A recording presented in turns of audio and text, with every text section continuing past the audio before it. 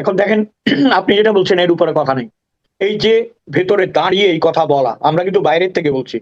উনি সংসদে দাঁড়িয়ে বলেছেন। এটার জন্য গার্ডের প্রয়োজন আছে কিন্তু গার্ডস এর প্রয়োজন আছে। He has that guards. তিনি বলতে পেরেছেন এটা। এবং প্রকারান্তরে আরেকটা জিনিস দেখেন, তাকে জিততে না দেওয়ার জন্য আওয়ামী লীগ যাকে জিতিয়ে আনতো, তিনি আমাদের দেশের সর্বোচ্চ ক্ষমতায় ছিলেন, তাই না? ২ বারের জি। জন্য। এবং হ্যাঁ। তিনি কিন্তু কোন অনুষ্ঠানে গিয়ে বলতো যে, "লাইটটা মাইয়া ওদিকে দেন, আমি কিন্তু দেখতাছি না চোখে। ওইদিকে সুন্দর মাইয়ারা আছে ওইদিকে দেন।" এই আমি কেন বলছি জানেন? এই মানুষের মতো ফজলুর রহমানের মতো মানুষদেরকে চুজ করতে পারেন এই মুক্তিযুদ্ধের পক্ষের শক্তি। অন্ধ হয়ে গিয়েছিল। যাকে চুজ করেছে তারা ছিলেন রং। আর উনি আপনি যত রকমই আমাকে বোঝান না কেন, এই লোকটা আপনি যেটা বললেন যে, এই যে যুদ্ধাপরাধীদের প্রস্তাব নেওয়ার বিরুদ্ধে কথা বলতে পারার মতো সৎ সাহস, কই কাদের সিদ্দিকীও তো বলতে পারে না এরকম কথা।